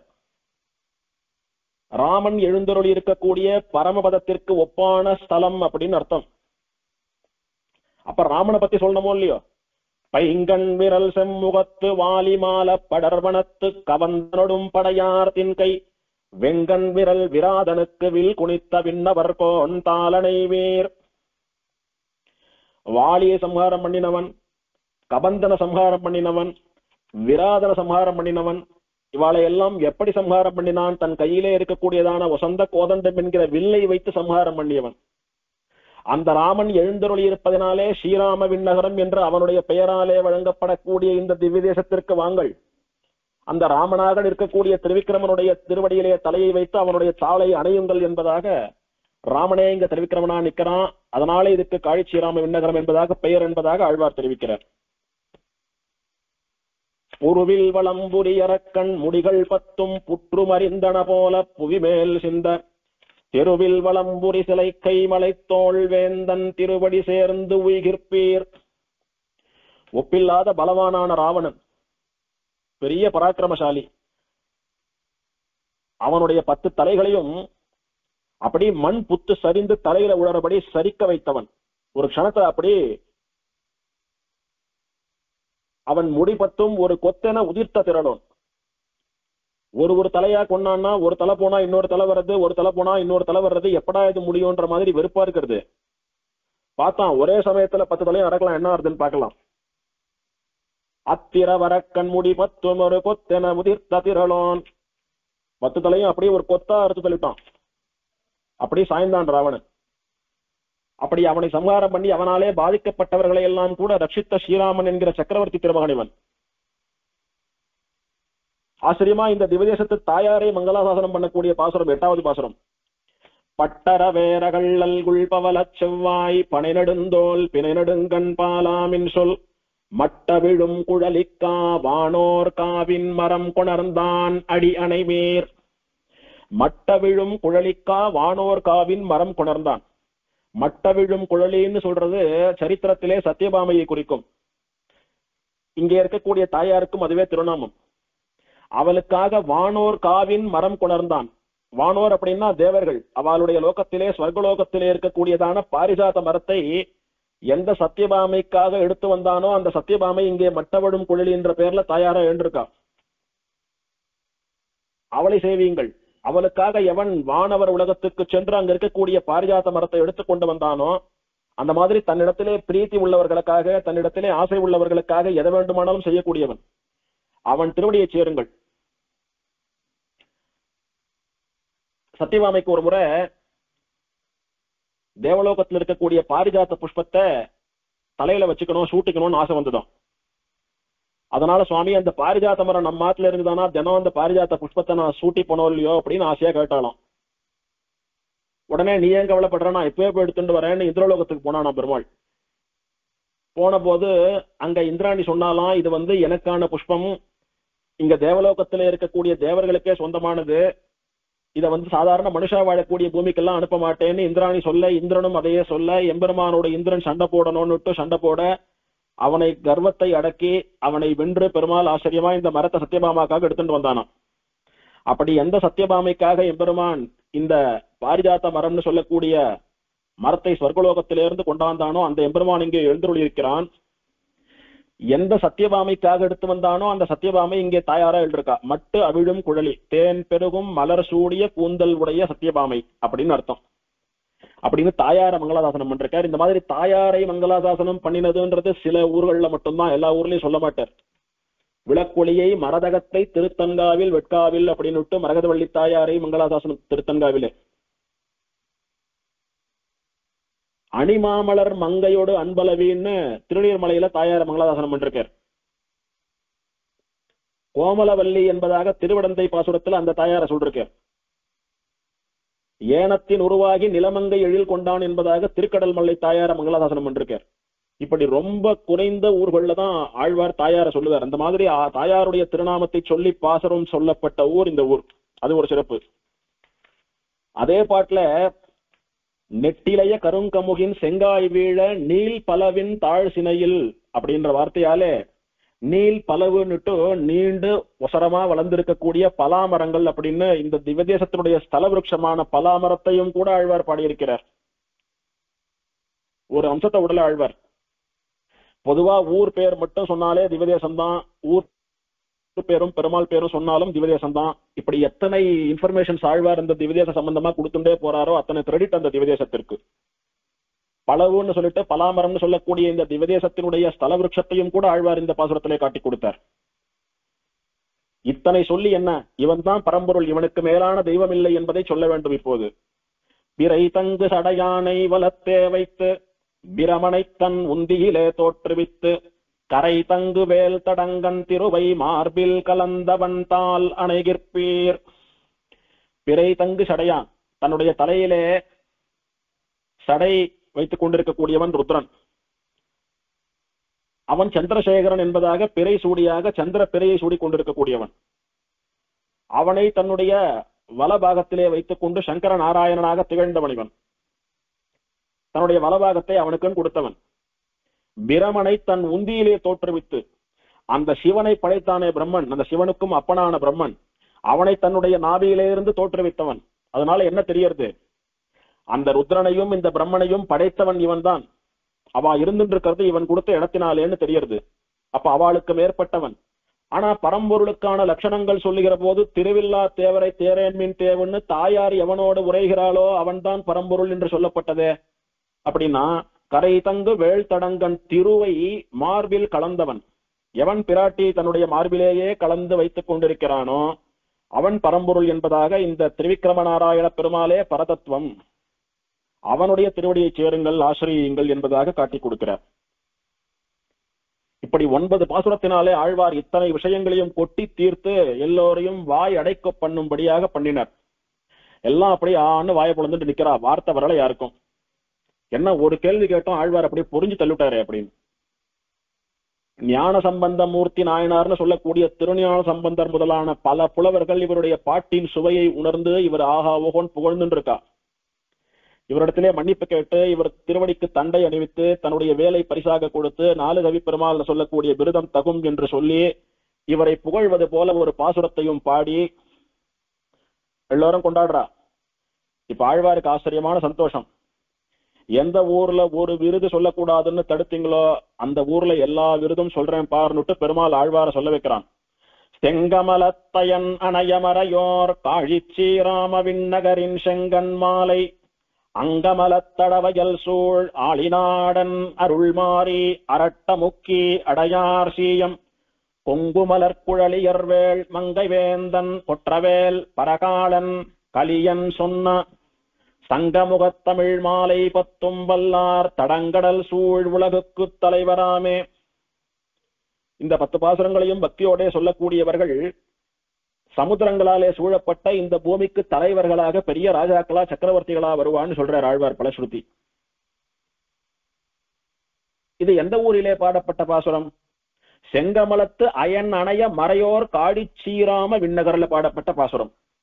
செங்கமலம்னு சொல்லக்கூடிய சிவப்பு தாமரையிலே உட்கார்ந்து கொண்டிருக்கிறானே பிரம்மா, அவனுக்கு சமமான வேதம் போதக்கூடிய வேதியர்கள் பரமைகாந்திகள் ஸ்ரீ வைஷ்ணவர்கள் வாழக்கூடியதான காழிச்சீராம விண்ணகர் என்கிற திவ்யதேசத்திலே இருக்கிற செங்கன்மால் சிவந்த கண்களை உடைய இந்த எம்பெருமான் திரிவிக்ரம நாராயணன், அவன் மீது அவனை அங்கமல தடவயல் சூழ் ஆளிநாடன், அழகிய தாமரைகள் பூத்து குலுங்குகிற குளங்கள் நிறைய இருக்கக்கூடிய நிறைய வயல்களாலே சூழப்பட்ட திருவாலி என்கிற திவ்யதேசத்தை ஆண்ட அந்த ஊரிலே பிறந்த சக்கரவர்த்தியான ஆளிநாடன், தாமரை தடாகங்களாலும் வயல்களாலும் சூழப்பட்ட திருவாலின்னு சொல்லக்கூடிய நாட்டுக்கு தலைவனான நான், அருள் மாறி, மேகம் எப்படி நினைச்ச போது மழை பொழியறதோ அந்த மாதிரி என்னுடைய அருள் மழையை பொய்து கொண்டே இருக்கக்கூடிய உதார சுபாவன் நான்.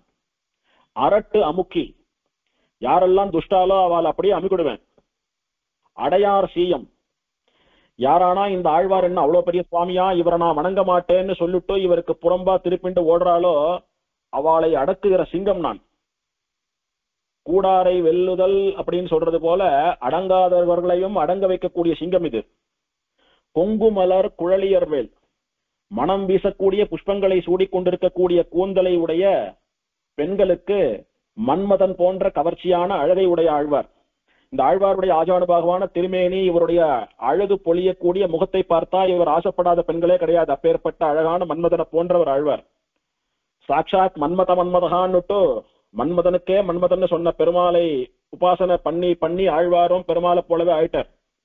யத்பாவம் தத்பவத்தின்னு நாம எந்த தெய்வத்தை உபாசனை பண்றோமோ அந்த தெய்வத்தினுடைய தன்மை, அந்த தெய்வத்தினுடைய குணமே நமக்கு வரும்னு சொல்லுவோம். அதனாலதான் சாத்விகமான தேவதையான பெருமாளை ஆராதனம் பண்ணணும். தாமச ராஜச தேவதைகளான தேவதாந்தரங்களை தொழக்கூடாது. அப்படி பெருமாளை ஆராதனம் பண்ண பண்ண பெருமாளை போலவே ஆவோம்னு சொல்லிட்டு அதனாலதான் நம்முடைய ஆழ்வாராச்சாரியா எல்லாம் சாட்சாத் பெருமாளாட்டமே சேவை சாதிக்கிறார். அந்த மாதிரி சாட்சாத் மன்மதனான கண்ணனை சேவித்து சேவித்து இவரும் மன்மதனை போலவே காட்சி தரார். அதனால பெண்கள்லாம் இவரை பார்த்தா அழகா இருக்கார் ஆழ்வார் அப்படின்னு ரசிக்கிறார். மங்கை வேந்தன், திருமங்கைன்னு சொல்லக்கூடிய திருமங்கை நாடுன்னு சொல்லக்கூடிய தன்னுடைய நாட்டுக்கு அரசர். கொற்றவேல், ஆச்சரியமான வேலாயுதத்தை ஏந்தியவர். பரகாலன், பிற மதத்தவர்களுக்கு யமன் போன்றவர். கலியன், இந்த கலியனுடைய கராளத்தன்மையை, கலி கோலாகலத்தை போக்கி இந்த கலியுகத்திலே பிறந்தவர்களை கூட மோட்சத்துக்கு அனுப்பக்கூடிய ஸ்ரீ வைஷ்ணவ சிகாமணி. அவர் சொன்ன இந்த 10 பாசுரங்களும் யார் பக்தியா சேவிக்கிறாளோ அவள்லாம் பூமியே ஆளக்கூடியவர்கள் ஆவார்கள் அப்படின்னுட்டு ஒரு விருது சொல்லக்கூடாதுன்னு தடுத்த இந்த ஊர்ல பல விருதுகளை தானே சொல்லினார் ஆழ்வார். அதுதான் இந்த திவதேசத்தினுடைய ஏற்றம். அது மட்டுமல்லாமல் இந்த எம்பெருமான் பரதெய்வம் அப்படின்றத 10 பாசுரங்களாலே நிரூபித்து அந்த எம்பெருமான் பரதெய்வம், அதனால பகவானான அவனை தொழக்கூடிய பாகவதர்கள் பிரம்மா ருத்ரர் இவர்களை காட்டிலும் உசந்தவா. பிரம்மாவானவன் ஒரு பாகவதரிடத்திலே அவமானப்பட்ட கதையெல்லாம் உண்டு. பிரம்மாவும் ருத்ரனும் எவனுக்கோ வரம் கொடுத்துட்டு அதனால அவஸ்தப்பட்ட கதையெல்லாம் உண்டு. அதுல இருந்து அவளை காப்பாத்தினது பெருமாளும் பாகவதாலும் தான். அப்பேற்பட்ட பாகவதர்களான எங்களுக்கா நீங்க விருதம் சொல்லி கொண்டு போகக்கூடாதுன்னு சொன்னங்கோன்னு சொல்லாம சொல்றார் ஆழ்வார். ஆகையினாலே எம்பெருமானும் அவனுடைய அடியார்களும் உசந்தவா, அவளை சேவிக்க வேண்டியது மற்றவாளுக்கு சொரூபம், பகச்சுண்டா பெருமாள் பார்த்துப்பான்றதா இதுக்கு சூச்சகமான ஒரு அர்த்தம்.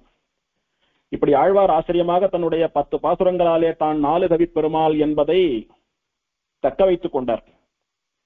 அதனால ஆழ்வாருடைய தனியனாக விருஷிகே கிருதிகா ஜாதம் சதுஷ்கவி சிகாமணிம் ஷட் பிரபந்த கிருதம் ஷார்ங்கமூர்த்திம் கலிகமாஸ்ரய அப்படின்னு சொல்றோம். கார்த்திகை மாதத்திலே கிருத்திகா நட்சத்திரத்திலே அவதரித்த சதுஷ்கவி சிகாமணி, 4 கவிகளிலும் வல்லவரான 4 கவி பெருமாள். ஷட் பிரபந்த கிருதம், பெரிய திருமொழி முதலான 6 நூல்களை அருளி செய்தவர். எம்பெருமானுடைய வில்லான ஷார்ங்கத்தினுடைய அவதாரமாக தோன்றியவர், ஷார்ங்கத்தினுடைய அம்சமாக தோன்றியவர். அவருக்கு கலியன்னு பெயர். அவரை நான் சரணாகதி பண்ணுகிறேன் என்பதாக ஆழ்வாருடைய தனியன். இந்த ஆழ்வாருடைய பாசுரங்களை எல்லாம் அப்படியே ஒரு பாட்டிலே சுருக்குவது போல பிள்ளை பெருமாள் ஐயங்கார் அருளி செய்த பாடல். செல்லும் தொறும் உயிர்ப்பின் செல்லும் இருவினையை வெல்லும் உபாயம் விரும்புவீர் தொள்ளரங்கர் ஸ்ரீராம விண்ணகரம் சேர்மின் பின் மீளாத ஊராம் அவ்விண்ணகரம் உண்டோ அப்படின்னு சாதிக்கிறார் ஆச்சரியமா.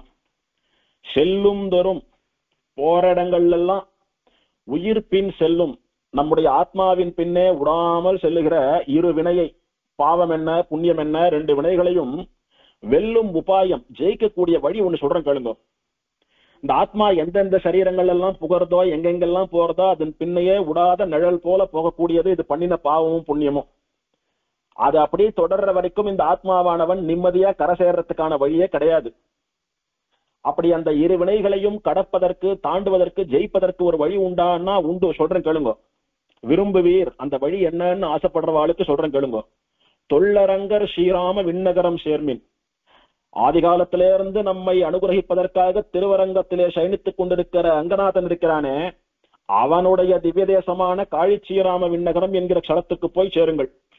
அது என்ன சுவாமி, காழிச்சீராம விண்ணகரம்னு சொன்னா போதாதா, தொள்ளரங்கர் ஸ்ரீராம விண்ணகரம் ரங்கநாதனுடைய திவ்யதேசம்னு ஏன் சொல்றார்?